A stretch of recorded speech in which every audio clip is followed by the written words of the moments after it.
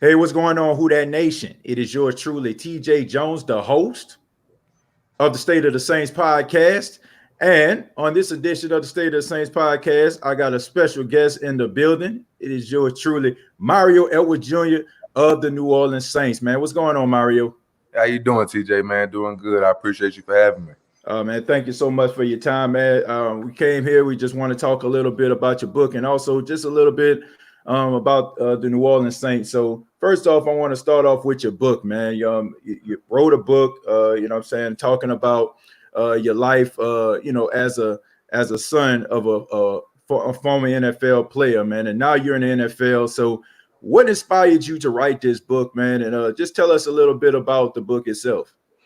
What really inspired me, man, was just my whole process, my molding process and things like that, and it made it kind of easy. And what made me want to write the book was I knew I could touch younger kids and things like that, and it would be inspirational to them.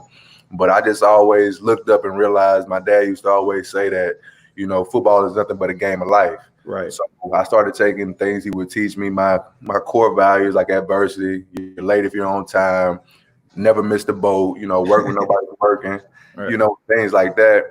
And then I could relate it to a person that had a 9 to 5, a person that had his own company or had working for a Fortune 500 company. It's going to be adversity. You're going to get knocked down, but a man is judged by how many times he gets up, not how many times he gets knocked down. So just being able to take football and then make it respond over to real life, I thought that was pretty cool.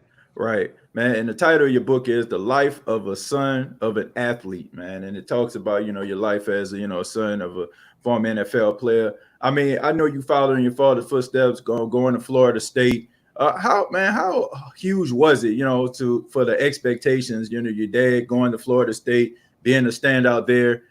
You going to Florida State. I mean, how big was the expectations, man? And did you feel any pressure? It was definitely big. It was definitely big shoes to fill. I mean, he had some records there that still hasn't been broken today. And man, just when his friends would come by and they could talk about, man, the years that they were putting 40 points plus on people and all the camaraderie stories they had, it just made it to where he kind of pushed that on me, wanted to do it, but I knew that I had to be my own man. So I tried to go do differently. I mean, we played two totally different positions, but Right. but other than that, it was pretty cool, man. I think he did a great job with that. Yeah, absolutely, man. I mean, y'all both were national champions, man, for Florida State. So that definitely was a plus. Man, speaking of Florida State, we move on a little bit. Your former teammate at Florida State, Jameis Winston, is now quarterback with the New Orleans Saints. Man, what do you think Jameis can bring to the table to the Saints organization? Man, from the first day I met Jameis when we had to do 36 110s at Florida State our freshman year, he was first every one of them. And he led and he talked and he led by example.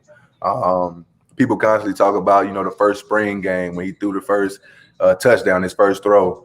I mean, man, he was doing that before you guys got a chance to see it. So, him really, he's just going to bring Jameis. He's going to be him. He's going to be a playmaker. He's going to go out there. He's going to try to find the open receiver and try to make a play.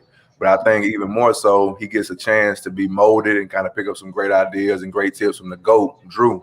So, I mean, if anything, I think that him coming to New Orleans is definitely going to excel his game and, separate him from other people.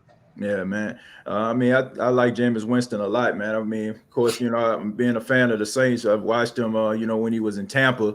And speaking of Tampa, man, Tampa looks a little bit different than they did last season, man. One piece in particular is legendary quarterback Tom Brady, man. So how does it feel, man, knowing that Tom Brady is coming to your division and you'll have opportunity to play him twice a year? Oh man, that's great, man. I'm already in picturing my celebration when I get to him. That's been the first thing on my mind since we found out he's got traded or went over there. So I'm definitely excited, man. But it's definitely going to make you play up, because you got to go there. So I mean, I appreciate that, but I really can't wait to that first game to get a piece of him, though. Yeah, man, y'all got him right off the bat, week 1, man, inside of the Superdome. I mean, just taking on that brand new Tampa team. I mean, you got a lot of players, but you guys are really, really stacked too, man. I mean, y'all are really stacked at the defense.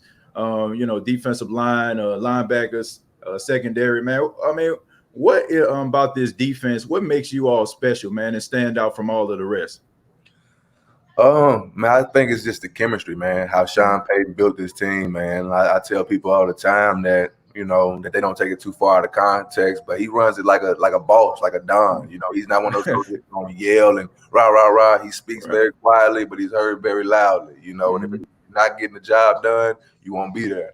Right. So I think it's just the chemistry, man. I mean, when I first got there last year, there was no jealousy. If I needed to turn to the left and ask Cam Jordan, hey, man, I don't understand this, Cam was there to help me. If I turned to the right and say, hey, DeMario, I don't quite understand this, it was never any selfish because they understood if he knows, I know, we all know, we got a common goal and to go win a game and win a Super Bowl. So I think that's the difference between us. Right, man. I mean, you can tell, man, just just watching you all, you can tell like the camaraderie and the chemistry that you all have as a team, man. I mean, it's fun to watch, I must say, man. Just looking at, man, just the way things are right now with the NFL. I mean, all this pandemic stuff, man, COVID-19 is changing a lot of things. You guys didn't have any OTAs, no mini camps or anything like that. So what did you do, in the off season just to get yourself mentally prepared, man, without all of the OTAs and the mini camps? Man, I spent a lot of time with family, a lot of time with my family, a lot of time that we really don't have right now that we will be in the facility. So I spent a lot of time spending time with my family, but I definitely train and work my butt off as well. To protect myself, I put a little workout bench, weights and everything in the backyard. So I made sure I got my lifts and things like that, and I think it's going to be pretty good for us. Yeah, man, absolutely, man. Like I said, I'm just looking forward to it, man. And like I said, training camp is just around the corner. What are you looking forward to training camp, man? Are you looking forward to seeing the guys and everything like that? And what is it about training camp that brings teams together, in your opinion? I'm definitely ready, man. I mean, we're getting around and sitting around here getting bored now, man. We're talking and we see everybody. So definitely, I mean, we definitely want to play, but we definitely want to be safe as well. So, yeah. But I think to answer your question, training camp is the dog days. Everybody, you got some people that are front runners. As long as things is going their way, doing right, they're happy. Those are them dog days. That's when you figure out who you really got in your back corner. That's when you really figure out who you can look to the left and to the right. And they dog tired like you too, but they know that they can't let their brother down, So that's how you really figure out who wants to be here and who really doesn't want to be here. I think that's the most important training camp. All right. Yeah, I mean, I believe that you're right, man. As far as training camp is concerned, like I said, I knew it'd be hot out there, especially out there in Metairie, man. Burning up out there. I knew that from experience, being born and raised from there, man. But going into this season, man, you guys have a lot of high expectations. I think according to some of the polls out there, they got y'all like the second best roster in all of football, man. So you all played in the playoffs last year, didn't get the job done against the Minnesota Vikings. So what do you guys have to do this season in order for you to get over the hump and get that opportunity to play in the Super Bowl?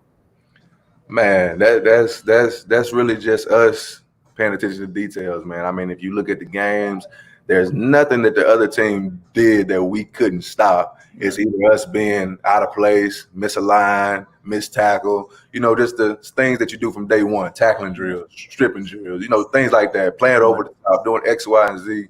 So it's really just the little things, man. Once we capitalize on the little things, the big things take care of themselves.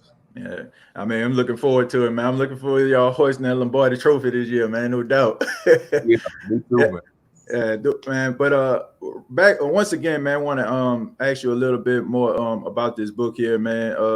I want to let you know. I want you to let the people know how can they get the book. How can they get it? Where they can find it at. The book is on Amazon, or you can go to my website, mlej.net. Okay, man. Y'all make sure that y'all check out the book. It's a really good read. I'm pretty sure I'm looking forward to reading it. Definitely coming out, The Life of a Son of an Athlete, Mario Edwards Jr. Like I said, man, I wanted to go ahead and just get this interview with you, man. I know you're busy with training camp and everything like that, trying to get started. So thank you for your time. I really do appreciate it, brother. Thank you, TJ. Thank you for having me. All right. Thank you, man. Okay. All right, man. That was Mario Edwards Jr., man. The guy, Mario Edwards Jr., man. So didn't want to keep him long. Didn't want to keep him long because, you know, you're dealing with training camp, everything like that, man. So I want to get back with you all just a little bit later. We're going to be talking a little bit about the interview. So y'all just keep it locked, man. I'll be back in a few minutes. Who that?